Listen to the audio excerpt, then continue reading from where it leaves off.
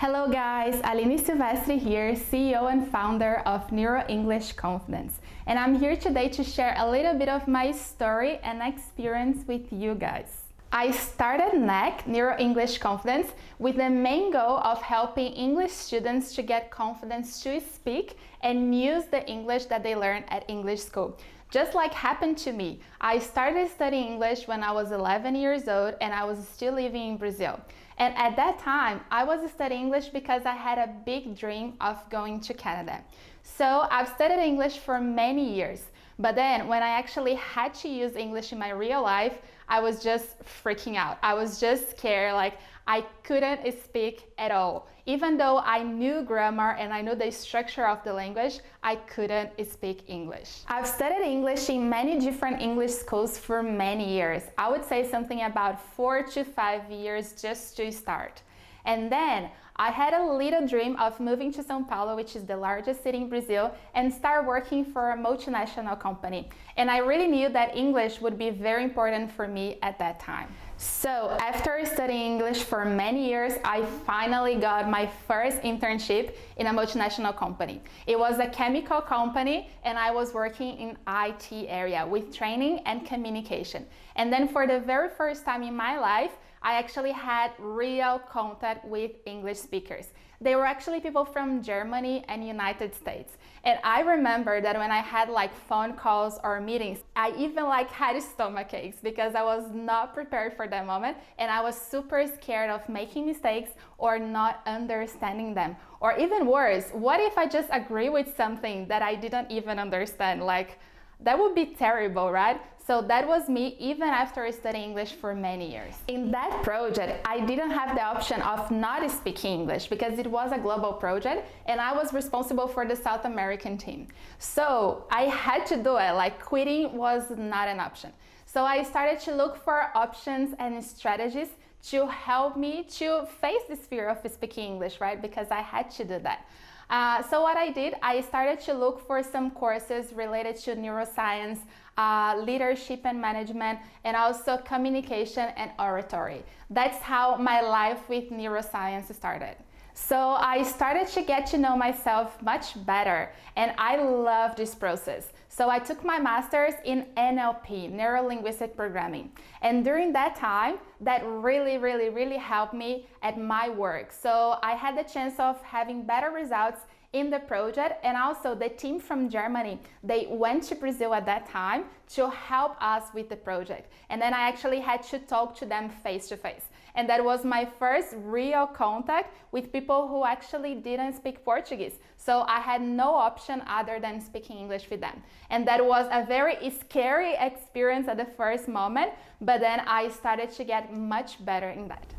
So, using all these strategies and the tools that I've learned during my courses, I actually finished the project in the company. So the project was a huge success, and at the end, the team that I was leading from South America, we won the first place from the whole planet. So we were considered #1 change agents in the world.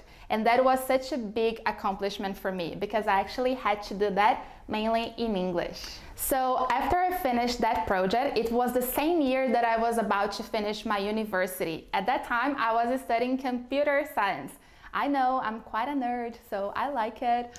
And then I was like, oh, now I can actually talk to people from different countries. So I think it's time to go to Canada, which was still my big dream since I was 11 years old. So I started to get ready for that moment to actually go to Canada and live a whole English experience. So in 2016, I actually went to Canada for my first exchange program ever. So that was actually the second time I traveled abroad. The first time was Argentina, but it's still like Spanish, so kind of easy to understand. But Canada was such a big thing for me because that was the biggest dream of my life. And then when I got to Canada, when I arrived there, I was so confident because I was like, yeah, I've studied English for many years. I was even a teacher before. English teacher was my first job ever when I was 17 years old. And then I had this contact with people from Germany during the project and everything. So I was super confident. I was like, yes, Canada, I'm gonna kill it. And then I got there, and actually I was so frustrated and so disappointed because I arrived in Canada and I realized that I couldn't speak English.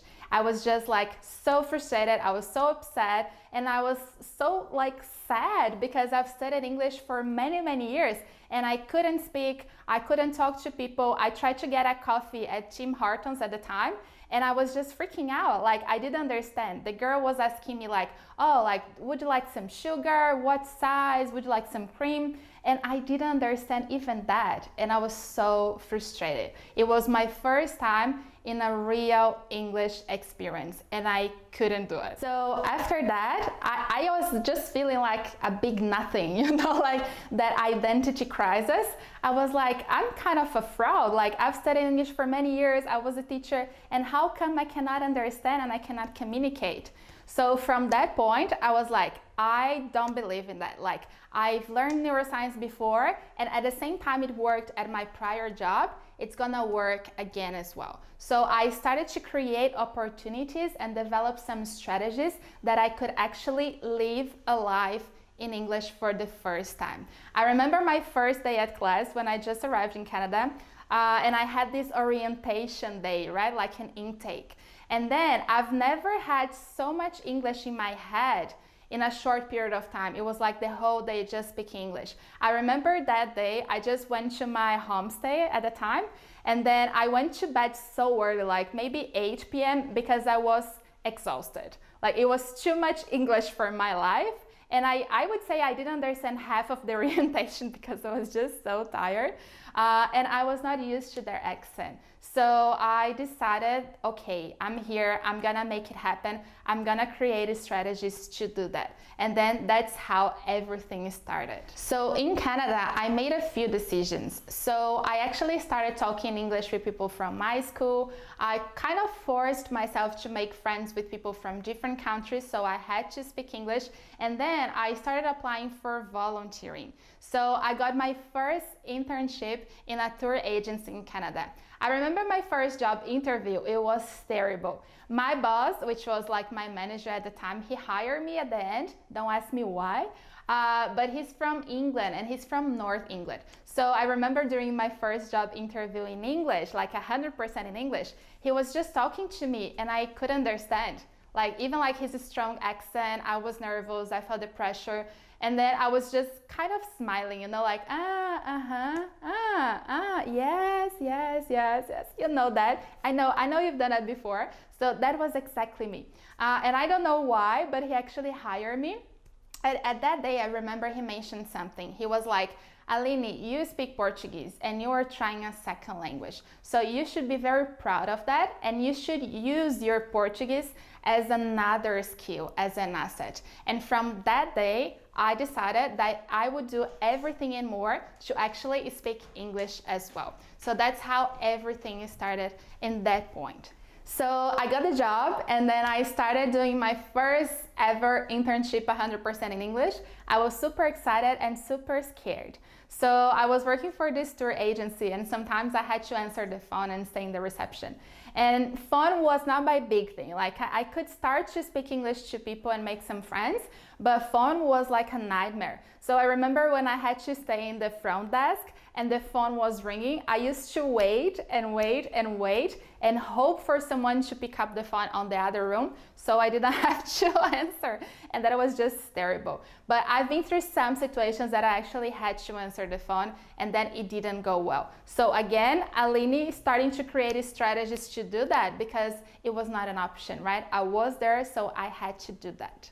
So working for that agency was one of the best experiences that I had. Because I was working there, I had the opportunity to go to different countries, travel across Canada and visit the USA as well. And then I met so many people from different countries through the agency that I also had the opportunity to go to Europe for backpacking and just visiting my friends, getting to know the culture, seeing different countries and learn more about their language as well. I know everything looks perfect besides my lack of confidence in English, but it was not. So I've lived in Canada for 2 years and I was there by myself, right? So besides my identity crisis, they were quite often, I also faced some process with anxiety and depression that I didn't know that was it at that time. So I got to the point that I decided to move to Australia and try to start again and try to follow another dream.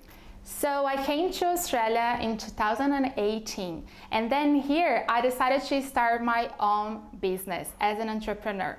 And then I was thinking, what do I have, what do I know that I can actually offer to people and help them?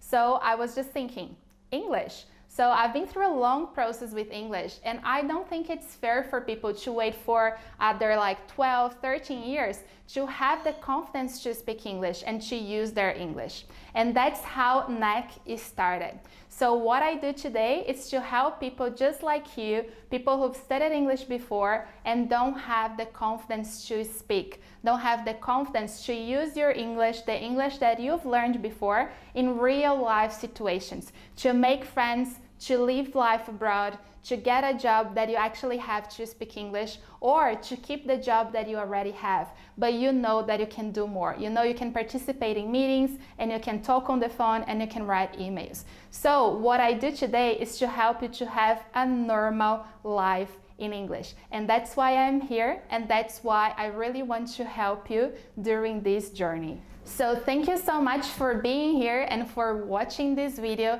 and to get to know a little bit more of me. And please feel free to get in touch with me and also get some more information here about what NEC is and what is the methodology and how I can actually help you. Thank you so much, and I'll see you soon. Bye bye.